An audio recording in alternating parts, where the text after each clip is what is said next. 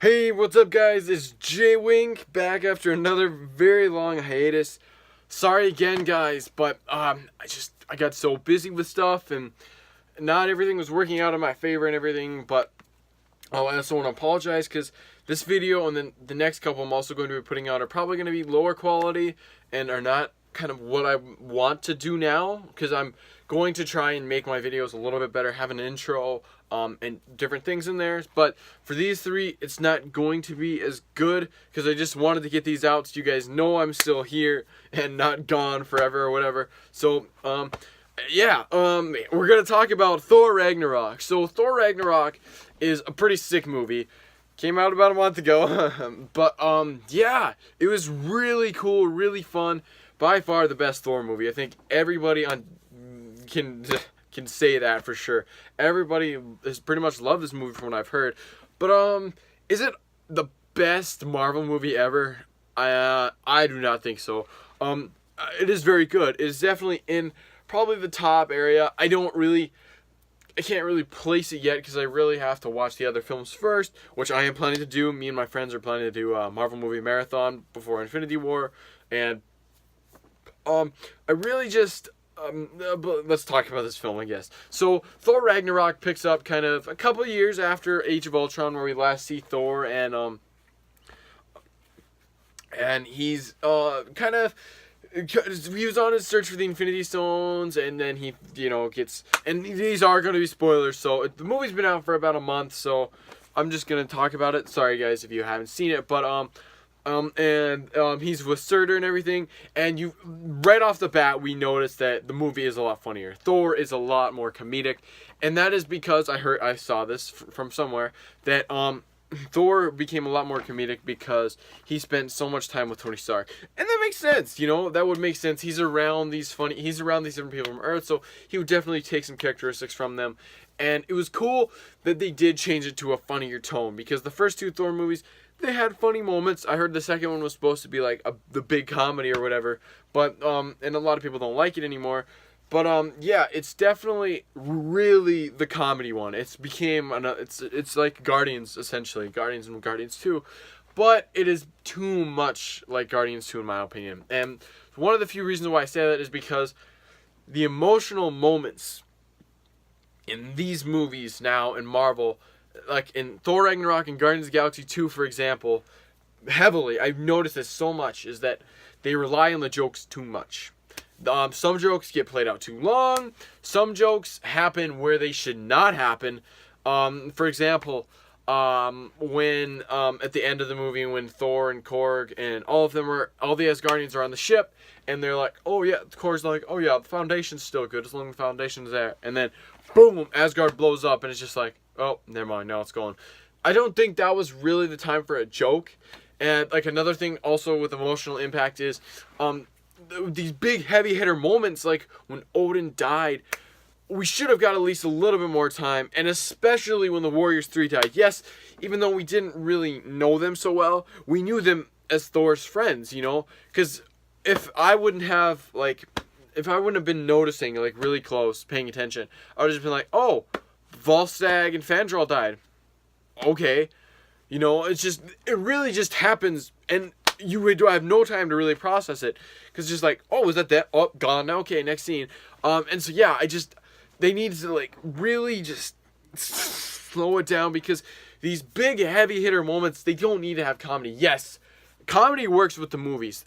We see that now with the Marvel movies, that comedy works and it is in their favor, but we don't need it in these serious moments, because you can't have serious moments, and especially in Infinity War, which I hope the Russo brothers recognize this and keep it kind of like how Civil War and Winter Soldier were. They don't have as many jokes, because you are going to have very emotional moments in the film, and I think that it's definitely going to be an emotional movie, so you can't have jokes every 10 minutes. Well, not every 10 minutes, but every, 2 minutes or whatever. Yes, I realize that Tony Stark and Scott Lang and Star-Lord and Rocket, they're all going to be in the same room together. I'm like, yeah, it's going to be pretty joke-heavy. But yeah, I don't think they're going to be making jokes 24/7 throughout the movie, so I think that'll be the good part. Also, I want to say that I really sound like I'm harping this movie, like saying these bad things about this movie, but I want to get the bad things out of the way first and then go to the good things. So another bad thing is some of the effects were really just bad, excruciating to look at. Especially when they're in Norway, when Odin is about to die, when they're looking over, that looked so bad. There were some bad visual effects, but others like Fenrir the Wolf, I don't know, and Hulk, they looked amazing. The Hulk fight looked amazing. Everything, there are some things that looked good and some things that didn't look good. It's just like, well, why didn't, everything look good? I also did not like the scene change. I'm sorry. Because you can really tell, like, they took and I think everybody knows what I'm talking about. The scene from the trailer where Hela catches the hammer. Because they literally just pasted her out of there. They cropped her out and put her in the grass. Because you can tell, because she's making the exact same face, and she was not like that in the last shot. Sorry, but yeah. And speaking of Hela, I wasn't the biggest fan of Hela. She was okay. Cate Blanchett, I think she did good for what she was given. Was she amazing? I don't know. I have to watch the movie again, but I really don't think that she was as great as a Marvel villain as everybody likes to say. Yes, there was a big twist, but it was at the beginning. I wish it would have came later.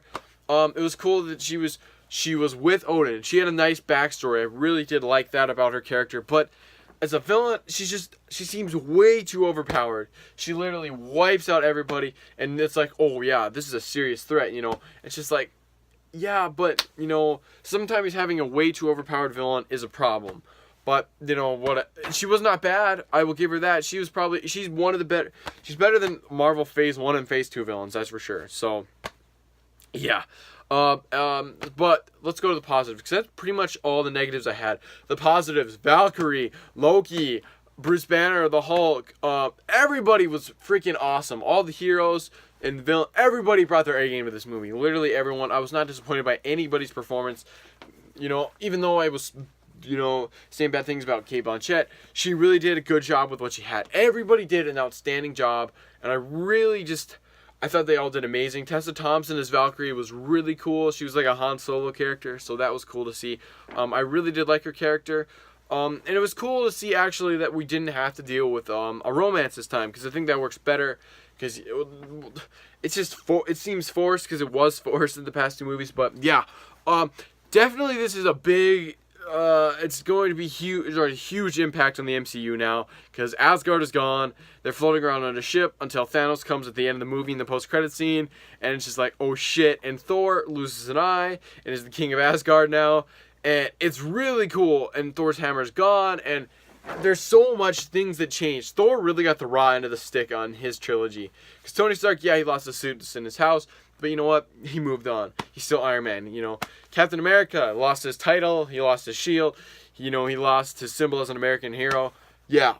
But I think Thor really suffered because he lost his dad. He lost his brother. He lost his home. He lost his eye. He lost his hammer. He literally lost everything. And it's just like, shit, man. You really were put through the ringer and back. Stan Lee's cameo was cool. There was a lot of cool things. I liked Korg. He was very funny at times. Very unnecessary funny at other times. But, yeah, that's about it, guys. What would I give this movie? I think I would give this movie a 4.5 out of 5 winks. Definitely really awesome. Really fun and explosive. Glad for the tonal shift from the other two movies, because they obviously saw that it wasn't working, so they had to take a different direction, and I'm glad that they did. So, yeah, guys, that's about it. I'll probably post this video tonight. And then the rest of the videos will probably be up, I don't know, later throughout the week. I just don't want, but yeah, guys, that's about it. And I'm Jay Wake, I'm back, and I'm waking out, and thanks for the 100 subscribers, yeah, baby!